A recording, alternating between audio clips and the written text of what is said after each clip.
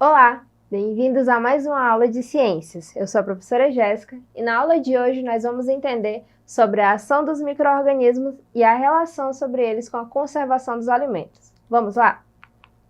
Então, para começar, a gente vai ter uma definição aí, da ação dos micro-organismos sobre os alimentos. O que será que eles vão agir, mediante o processo de conservação natural de cada alimento que a gente acaba consumindo no nosso dia a dia? Então, para começar, nós temos hoje muitas estratégias que tentam aumentar a estabilidade dos produtos alimentícios, ou seja, que tentam alongar o prazo de validade dos produtos que a gente consome. E aí isso vai desde manutenção das propriedades naturais de cada produto, também da manutenção das propriedades sensoriais e, como consequência, a gente vai ter uma durabilidade muito maior, de cada um dos alimentos que a gente precisa consumir.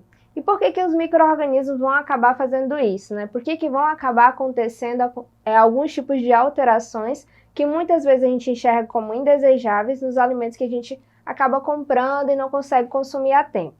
Esse é um processo natural, que é um processo chamado de decomposição, que as bactérias e os fungos têm que acabar realizando, para fazer o aproveitamento da matéria orgânica, aquela matéria que vai entrando em decomposição, que vai morrendo. A gente tem que lembrar que tudo na natureza passa por um ciclo, e diante desse ciclo algumas coisas são recicladas. E é justamente nesse momento que os alimentos estão passando por esse processo, de que já não estão mais bons para ser consumido, que eles estão passando pelo processo de decomposição, porque boa parte dos seus nutrientes estão sendo aproveitadas. Então é um processo natural e que vai depender de 3 fatores, Vai depender da umidade, do calor e do oxigênio. Por isso que é muito importante também a gente se ater às condições de onde a gente vai colocar cada um dos alimentos que a gente vai consumir no nosso dia a dia.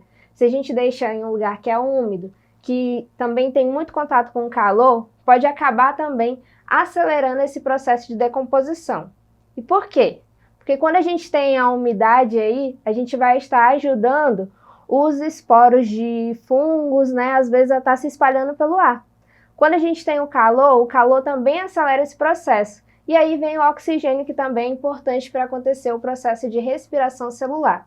Então, se a gente não tem o cuidado mínimo também com os alimentos da nossa casa, a gente acaba fazendo com que essas alterações, que por nossos olhos às vezes são indesejáveis, aconteçam de forma mais rápida, mas que na verdade é um processo natural chamado de decomposição.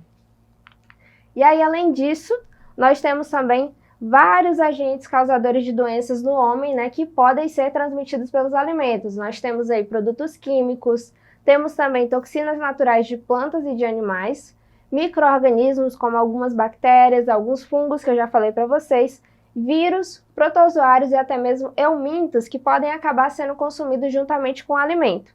E a gente não pode esquecer que a gente também não vai deixar de se alimentar por conta disso, O nosso corpo precisa de energia diariamente para que o nosso metabolismo possa ser ativado, para que as nossas atividades possam ser desenvolvidas todos os dias.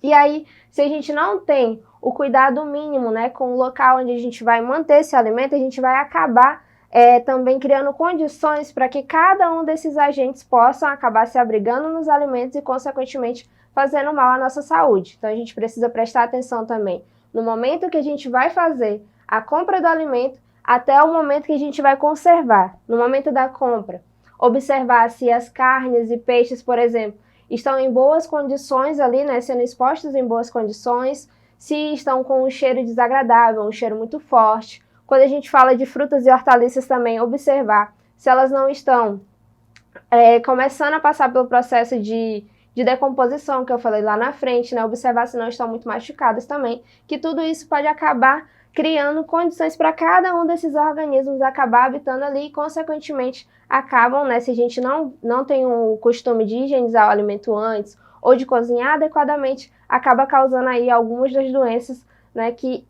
já que esses organismos vão conseguir habitar cada um deles. E aí que além de todos esses cuidados mínimos, antes de consumir o alimento, a gente também precisa ter os cuidados com o processo de conservação, porque a gente tem que lembrar aí do processo de microbiologia de alimentos, Lembra que se eu dou condições para que os micro-organismos consigam habitar os alimentos, é claro que eles vão tomar posse e vão acabar acelerando o processo de decomposição. E aí, desde muito tempo atrás, né, começou a surgir uma preocupação em relação à conservação dos alimentos. Algumas condições para que os alimentos pudessem durar mais tempo, pudessem ter uma estabilidade maior, que foi o que a gente comentou lá no nosso primeiro slide.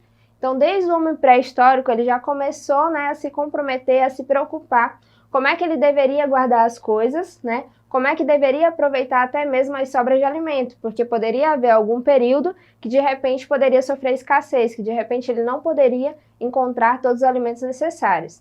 E aí, isso é importante por quê? Porque senão os micro-organismos, se eles tiverem condições, vão acabar deteriorando os alimentos, vão também achar ambiente adequado, né, para aqueles que são causadores de doenças, e ainda tem aqueles que realizam o processo de decomposição, como eu já venho comentando.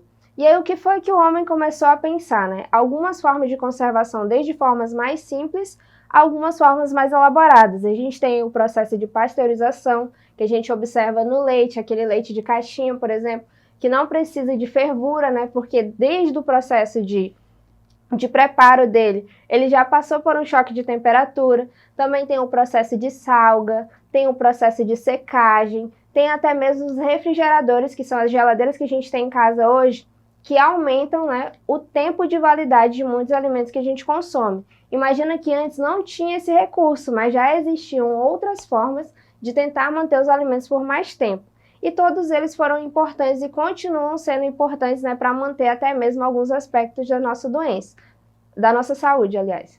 E aí, como os alimentos, né, preparados também, surgiram algumas necessidades. A gente tem que lembrar que hoje tem muitos alimentos também que eles contam com a adição de alguns componentes químicos, que seriam aí os aditivos, né? Seja para dar sabor, seja para dar cor, ou até mesmo para tornar mais atrativo alguns alimentos, né? E se não tiverem um armazenamento adequado, acaba tudo isso sendo comprometido. E aí, para a gente encerrar a nossa aula de hoje, a gente tem o nosso exercitando, né? Na primeira questão nós temos aí, leia as afirmativas a seguir. Na primeira fala, os metais pesados são causas possíveis de contaminação de alimentos. Na segunda afirmativa nós temos, os micro-organismos são causas possíveis de contaminação de alimentos. E aí, no caso, a gente tem que analisar essas afirmativas e marcar qual seria a alternativa correta. E aí, qual vocês acham que seria a correta? Nesse caso aí, ambas as afirmativas estão corretas, porque se a gente não tiver o cuidado devido, né, com a conservação dos alimentos, eles podem acabar causando alguns prejuízos para a nossa saúde. E os micro-organismos, é claro, né, podem acelerar o processo de decomposição e, consequentemente, podem causar contaminação dos alimentos. E aí, na nossa segunda questão, nós temos, diversos micro-organismos são utilizados na fabricação de alimentos, como, por exemplo, o fermento no pão. Colocando uma pequena porção de massa de pão crua no copo d'água, observamos que após alguns minutos, a massa que estava no fundo do copo flutua. Qual que seria a ação do micro-organismo nesse caso?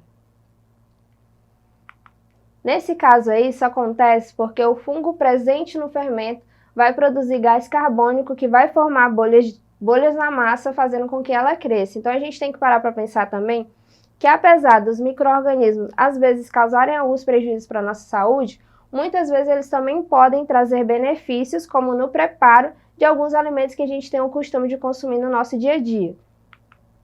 E aí, por último, nós temos aí, quando pensamos em bactérias e fungos, a maioria das vezes acabamos associando a doenças, não é mesmo?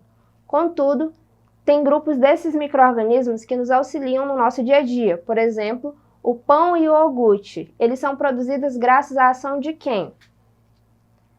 Nesse caso, eles são produzidos, né, graças à ação dos fungos, que são classificados aí como as leveduras, e as bactérias, que seriam a ação dos lactobacilos, que graças à ação deles nós vamos ter a produção aí do iogurte, que é tão consumido também no nosso dia a dia. Então, essa foi a nossa aula de hoje. Vocês podem acessá-la mais vezes lá na plataforma Eduque.